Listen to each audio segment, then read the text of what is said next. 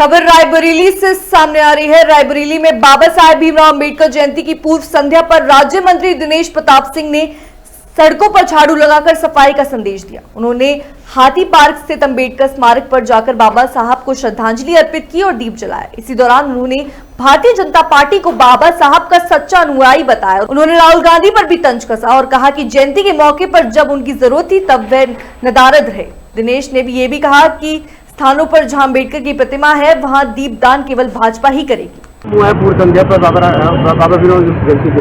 देखिए, बाबा साहब के बताए हुए रास्तों पर, बाबा साहब की नीतियों के अनुसार, बाबा साहब के सम्मान में अगर कोई राजनीतिक दल आज खड़ा है तो भारतीय जनता पार्टी दिखाई देती है। और उनके आदर्शों को आगे बढ़ाने के लिए डबल इंजन की सरकार, आदरणीय मोदी जी, आदरणीय योगी जी, दोनों लोग मिलकर के पूरी तरह से बाबा जी साहब के बताए हुए कामों को आगे बढ़ा रहे हैं। आज बाबा साहब के जन्म दिवस की पूर्व संध्या पर भारतीय जनता पार्टी का एक एक कार्यकर्ता बाबा साहब की हर प्रतीक स्थल पर, उनकी प्रतिमा के स्थल की सफाई कर रहा है, वहां पर दीपदान कर रहा है, उन्हें माल्यार्पण कर रहा है। और कल पूरे दिन रायबरेली जनपद के 67 स्थलों पर दीपदान किया जाएगा।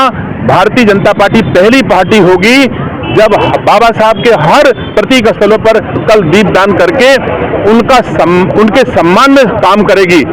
ऐसी पार्टियां राजनीति में हैं जो बाबा साहब के बताए हुए बनाए हुए संविधान को लेकर के जहां मर्जी है वहीं खड़े हो जाते हैं। उनका मनाता तो घोड़े पर भी संविधान लेके खड़े हो जाते हैं। ये सम्मान उनकी नजर में है उस संविधान का, और उसके नाम पर वोट लेते हैं और फिर चले जाते हैं, फिर विदेश घूमते हैं। तब बाबा साहब का संविधान उन्हें याद नहीं रहता कि आज बाबा साहब का जन्म दिवस है।